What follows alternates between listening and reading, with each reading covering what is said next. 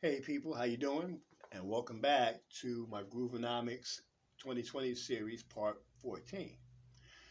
Now today what I want to do is I want to address my very beginning bass players.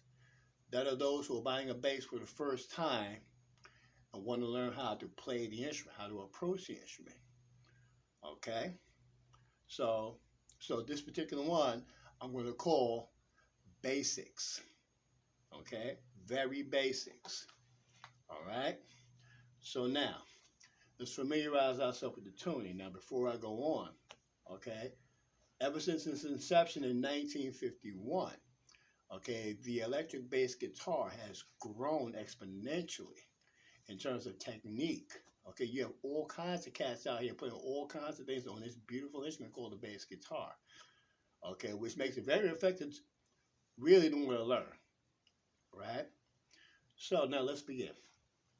Okay, we're going to start with our picking hand. If you're right-handed, use your right hand. If you're left-handed, of course, use your left hand. Same rules are always going to apply. All right? So now we're going to start with tuning, okay, using your right hand. Now we're going to start with two fingers over the top, or pizzicato. Now this particular technique you see all the time because as a bass player, it's very important that you learn this because in any band situation you play in, you're going to need to know how to do that. Okay, you're going to definitely need to know how to do that. So now let's start with the E string. All right? So now we're going to go with the tuning and fingering. All right, so we'll start with E. Okay, now alternate your two fingers at the same time. Do the E again. Okay, but use the other finger. Right? Try it again. Right, that's E. Okay, now let's move down to the next string. A. Alternate your picking fingers. See that? Do it again. One more time. Now move down to the D string. Alternate your fingers. See, by alternating your fingers, this is going to help build independence. Now go to the G string. Alternate your fingers. Come back the other way. Alright? Now the whole idea of this exercise is one, to, of course, develop independence. Two, get your hands accustomed to handling such a large string because obviously bass strings in terms of gauge are much larger than regular guitar strings. Okay, so it kind of makes it a little tougher to play for the first time, right? So now, once again, let's do the right hand one more time. Okay, then we'll get to the left hand or the picking hand. All right, so once again, alternate your fingers at the same time. Do it again, but alternate your fingers. One more time. One more time. Now, you don't have to play very hard, right? These instruments are very dynamic. You don't have to play very hard, okay? But you do have to be effective. Okay, let's go to the D string. One more time. Again. Alternate your fingers. Okay, let's do that with the A string. One more time. Again. See that? Now notice how I'm alternating my fingers all the time. This makes my hands independent. See that? Do it again. See that? One more time. Very good. Now, if you can do that in one direction, you can do that in the other direction. So again, E, A, D, G. Alternate your fingers. Alternate your fingers. But if you do it one, do it the other. Alright? Okay. So now let's move forward. So now we're going to begin with the fingering hand. Okay? If you're right-handed, of course, use your left hand for fingering. If you're left-handed, use your right hand. Same rules are going to apply. Right? So now we're going to start with something but something called the chromatic scale. Now the chromatic scale, okay, involves playing all the keys in the spectrum. All 12 tones, you're going to go through every one of them. Okay, so now we're going to do that from string to string. So what you're going to do is you're going to spread your fingers so that they occupy a fret or a space. Each of these spaces being occupied are called frets. Now what frets do is that they temper your notes into certain places. Like they just temper your notes into one place, okay? So that if I want to say an F, I press that finger down, I'm right there, all right?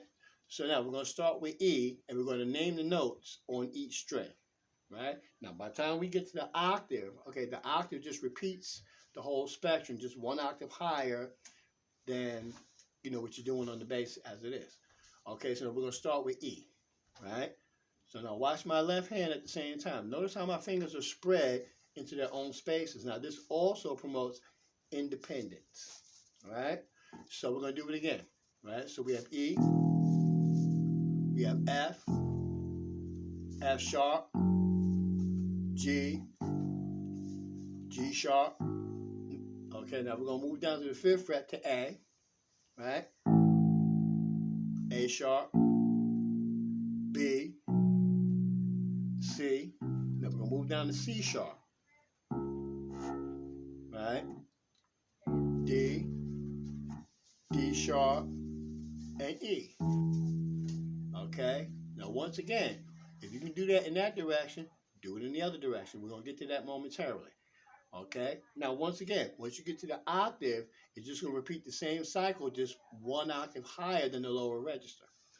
All right? So now let's do that on the A string. Okay? Now this will also get us into enharmonic equivalence. I'll explain that as we go.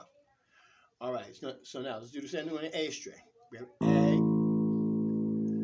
A sharp, B, C, C sharp, D, D sharp, E, F, move your whole position down to the F sharp, G, G sharp, and then A.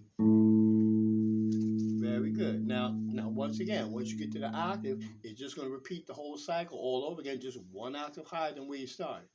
All right? So now let's do that again on the D string. Okay, we have D, D sharp, E, F, F sharp, G, G sharp, A, all right, A sharp, B, C, C sharp, and D, right? Now, once again, on your picking hand, alternate your two fingers, okay? You want to make them independent, okay? Now, let's go to the G string, right? We have G. Next, we have G sharp. Then we have A. Then we have A sharp. Then we have B. Now, watch my left hand. C. C sharp. D. D sharp. All right? Nice and easy. E. F. F sharp. And G. Now, once again, this is going to promote finger independence. It's going to help to build your hand strength. Okay? It's going to teach you where every note is on the fingerboard. Right? And most importantly, this is just one step towards thinking and sounding like a musician. Okay, this is where it all comes from. Okay, now let's come back the other way. Now coming back, we're going to get into enharmonic equivalence. So now all the notes that I named sharp will now become flat. Watch this. Okay, we're going to start with G. All right. So now we got G. Right. Next will be G flat. So now we know G flat and F sharp will be the same notes. Okay, we'll get into that later. So once again, we have G. We have G sharp. G flat. Then we have F. We have E. Now move your little finger up to E flat. Right? Then we have D. Then we have D flat. C. B. B flat. A flat. Then G. Right? Okay, let's do the same thing on the D string. Okay? Okay, put that small finger on the octave and spread your fingers so that everybody has their own space. Okay, once again, what you want to build is finger independence. Very important, right? So now we have D, then we have D flat, then we have C, then we have B. Now move your little finger to B flat. Then we have A. Then we have A flat. Then we have G. Move your little finger to G flat. Right? Then we have F, E, E flat, and D. Alternate your fingers at all times. Be conscious of that. Alternate your fingers. Right? So now let's do that on A. Right? We have A flat, G, G flat. Move your little finger to F, E, E flat, D. Move your small finger to D flat, to C, B, B flat, A. Now, believe it or not, every instrument, okay, has a wide variety of anharmonic equivalents, which we'll get into later. Okay, that gets into double sharps and double flats, but we'll get into that much later. Right? So now let's go to E string. Right? So we have E, E flat, D. Move your little finger. No, I'm sorry. D flat. Now move your little finger to C. Then we have B. Now we have B flat. Alternate your fingers. We have A. Move your small finger to A flat. Right? G. G flat. F. E. Right? Now, once again, what this is going to help you do, okay, is to, one, develop hand strength, because these strings are very thick and you have to get your hands accustomed to stroking strings this large, right? This will also aid you in finger independence, right? Okay, this will also aid you into thinking and sounding like a musician, as well as knowing where all the notes are on the fingerboard. Okay, so now I'm going to try a little fun groove, okay? And I want to give this to a friend of mine who actually inspired me to do this lesson. Okay, so Joy, if you're watching, I'm going to create a groove just using one string, right? So now the only notes we're going to use, now keep the one finger per fret theory in mind. Okay, we're going to start with the E string, right? Now I encourage you when you practice to do this on every string. So we're going to do a fun groove. Okay, this is a groove from a long time ago by a band called the McCoys. It's called Hang On Sloopy. You know what I'm saying? And I'll tell you what, that's probably some of the first bass lines cats learned years ago back in the day. Okay, this might be a little before some of y'all's time, but check it out. So we're going to use a drum beat. Okay, so now the only notes we're going to use are E, A, and B. A, G flat, and back to E. Right, so once again, E, A, B, A, F sharp, E. Okay, let's do that to a beat.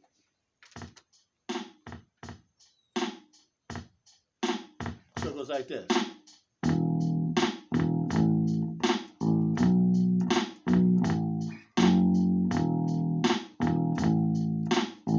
Keep one finger per fret.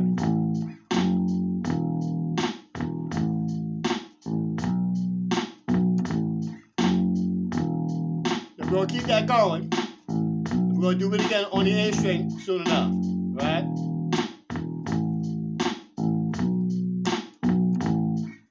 Now watch your fingering. Now one finger per fret allows you to access the note easier, make it more certain. Now I'm going to switch to the A string, right?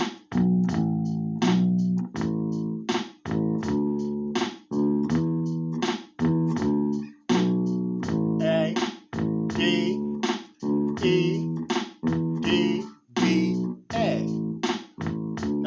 notes as you're going. This will help you to familiarize yourself with the fingerboard and where those notes are. The do same on the D string. D, G, A, G, E, D. Name your notes.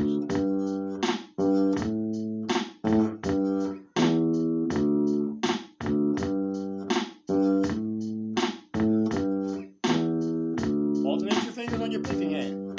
Then we'll go to G. G string.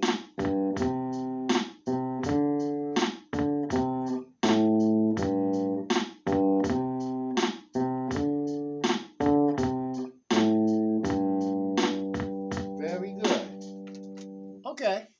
Okay, so once again, this is going to help you to get accustomed to playing such a large string, right? Which is going to help you with your finger strength and help you to build calluses, okay? Because you're going to need calluses to play this instrument. This is also a great way to learn where all the notes are on the fingerboard, right?